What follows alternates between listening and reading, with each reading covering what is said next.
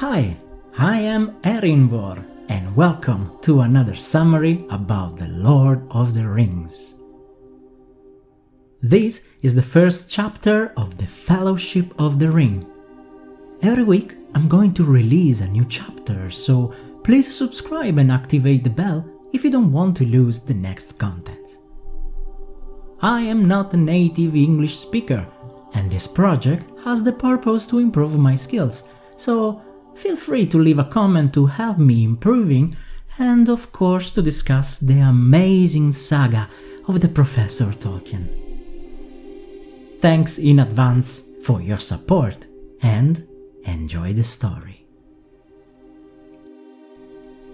When it was announced in Hobbiton that Bilbo Baggins would be celebrating his 111th birthday with a sumptuous party, the whole village was in an uproar. Bilbo was a rich and bizarre hobbit. His sudden disappearance 60 years earlier and his sudden return to the Shire astonished everyone. The treasures he brought back from his incredible journey had become legendary. Many were convinced that Bag End was filled with treasures and riches of every kind. Stranger still, Bilbo's exterior remained the same, youthful and vital.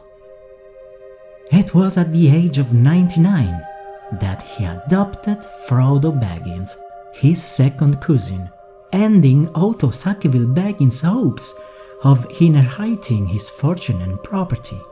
The Sackville Baggins were in fact first in the line of succession, but the return from the first voyage and the adoption of Frodo caused them great resentment. Some in the village even doubted the line of kinship between the two. It was said that Frodo was more than half a Brandybuck. His parents, Drogo Baggins and Primula Brandybuck, unfortunately had drowned during a boat trip on the Brandy River several years ago. Frodo then remained in Brandy Manor during his childhood, surrounded by 100 relatives until he was 20 years old.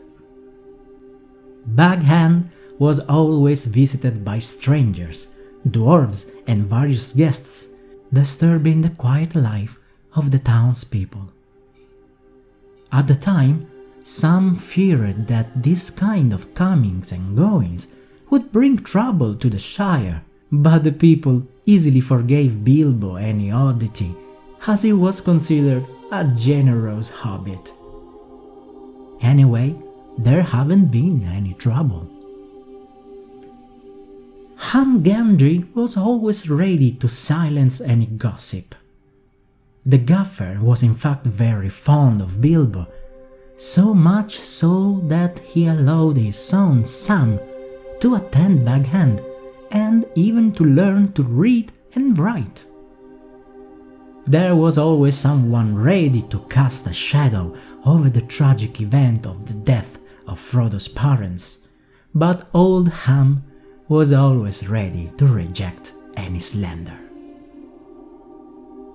The days passed and the preparation for the feast began. Dwarves came too, with long beards and pointed hoods. Around the middle of September, a cart crossed the bridge over the Brandywine, driven by an old man with thick beard and bushy eyebrows. He wore a sharp blue hat, a broad grey cloak, and a silver scarf. He arrived in front of Bag End and started unloading the fireworks he had brought with him. He was Gandalf. No one in the Shire could suspect his real job, which was far more difficult and dangerous. His arrival was regarded as one of the many attractions arranged for the party. Gandalf sat with his old friend Bilbo, discussing the plan and the hobbits' devised ways of leaving the Shire. It was now decided. Bilbo had prepared a joke for his guests before leaving on a new journey. Over the next few days, the post office of Hobbiton was particularly busy in handling invitations and courtesy replies. It seemed that Bilbo had invited the whole Shire. Who would have come to the party even without an invitation? A sign had to be put up at the entrance to Bag End to prevent access by outsiders. The hobbits love receiving presents, especially from the birthday boy, and Bilbo, who was notoriously generous, was very busy preparing packages and wrappings of all sizes. Finally, the 22nd of September arrived. It was also Frodo's birthday, his 33rd birthday, which is the age of majority for the hobbits. The excitement was at its peak. Tents and pavilions were erected in the village camp. Even a huge open-air kitchen run by the dwarves was set up. It wasn't just a party, but a whole host of shows and entertainments of all sorts. Music, songs, dances and games, but above all, an endless feast. The program actually included breakfast, a snack and a lunch, which actually lasted until dinner. Fireworks and petards were designed by Gandalf himself. Firecrackers, backrapers, sparklers, torches, dwarf candles and elf fountains were distributed. Old Gandalf had outdone himself. The sky was lit up with flights and glittering birds, gushes of butterflies exploding in the air, columns of fire turning into eagles, luminous wands and silver spears. The highlight in Bilbo's honor was a huge red dragon that sprang out of a crackling mountains and wired 3 times over the field, ending with a deafening roar above their heads. Bilbo, in order to reassure the guests, declared that this was the signal for the lunch in the main pavilion, reserved only for the closest guests. 10 dozen of hobbits, including Baggins and Boffin, Took and Brandebook, Grubs and Chubs, and Burrowses and Hornblowers and Bolgers, Brace Girdlers, Good Bodies, Broke Houses and Proud Foots. Even the Sackville Baggins were included in what Bilbo called a gross, an unsuitable measure for people.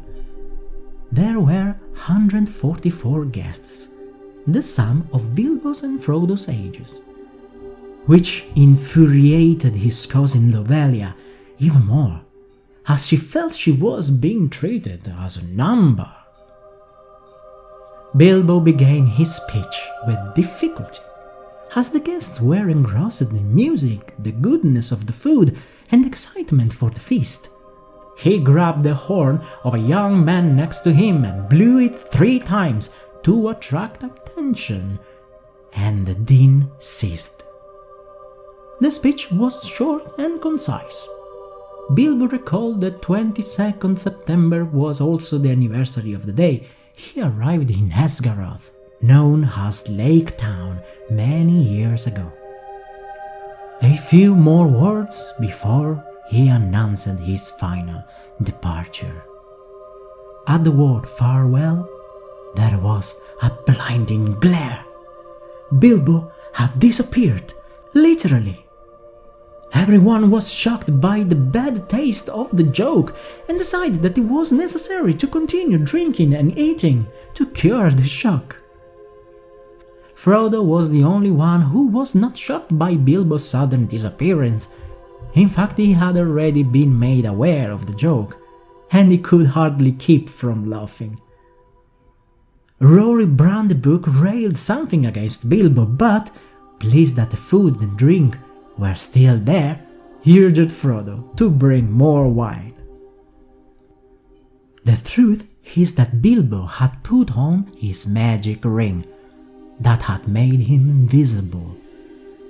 He listened for a few moments to the reactions of the guests, all amused, but slipped quickly home to prepare the last stuff for the journey. The few things he would take with him were already laid out in the living room, included his red book. He took off his ring and placed it in a chain inside an envelope and sealed it, addressing it to Frodo. He was about to place it on the mantelpiece, but thought better of it and put it in his pocket.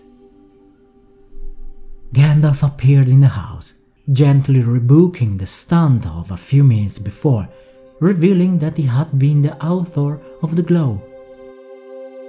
At first Bilbo scolded him for intruding in his prank, but he understood that perhaps it was the best thing to do. The Hobbit explained once again that his departure was necessary, that although he did not look his age, he did in fact feel tired and old. He needed for a holiday, from which he would never come back. He wanted to return to see the mountains and find a quiet place to finish his book, with the hope of a good ending. And he lived happily ever after until the end of his days. The old wizard agreed with the decision to move on and leave everything behind, including the ring. In the beginning, Bilbo recommended Frodo to Gandalf and explained that he was leaving all his possessions to him. The testament had already been written correctly and in the presence of 7 witnesses. Then he became pensive. He thought about his magic ring. A shadow grew in him, and he thought about it intensely, and decided to take it away with him. He had heated a confrontation with Gandalf, which almost turned into a furious argument, but the wizard was able to quell the hobbit's anger. The ring, he concluded, had been in his possession for too long, and this has exerted a disturbing hold on him. Bilbo, almost in tears, apologized and confessed that the magical object was dear to him and prevented him from making a free, quiet decision. But he finally gave up and agreed to leave the ring to Frodo. After all, as previously agreed, the whole business of giving presents was to entice him to give the ring away. Finally, Bilbo headed for the door.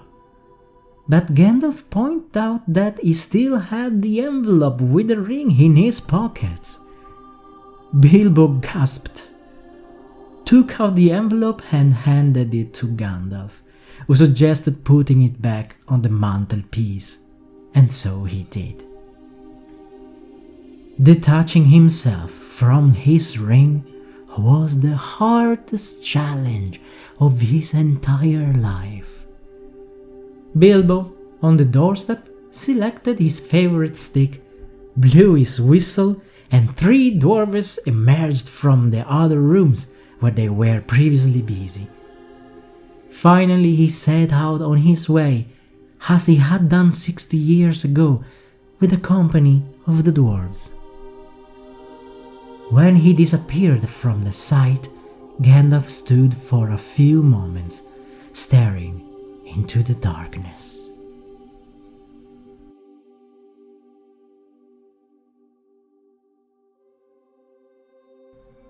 Frodo returned shortly afterwards to find him sitting in the dark, deep in thought. He confessed that he was worried about Bilbo, but Gandalf reassured him and pointed to the testament and the package that had been left for him. The wizard suggested to never wear the ring and quickly said goodnight. Already the next morning, several hobbits began to arrive to ask Frodo for explanations, creating a large crowd in front of the house. He had nothing to say about the previous evening. He greeted everyone visibly tired, but smiling. Bilbo, he explained, had gone away for good. Many came to claim their gifts and discovered that Bag End was full of various objects with tags attached with the names of the recipients of the gift. The old gaffer received several presents, which he greatly appreciated and which increased his esteem even more. Even Rory Brandybuck had to admit Bilbo's generosity in giving him 12 bottles of old vineyards, proclaiming him an extraordinary man. Frodo's day was exhausting. Word had spread that everything from Bag End was being given away for free. They literally catapulted in and numerous fights broke out. Labels were torn off and everything was stormed.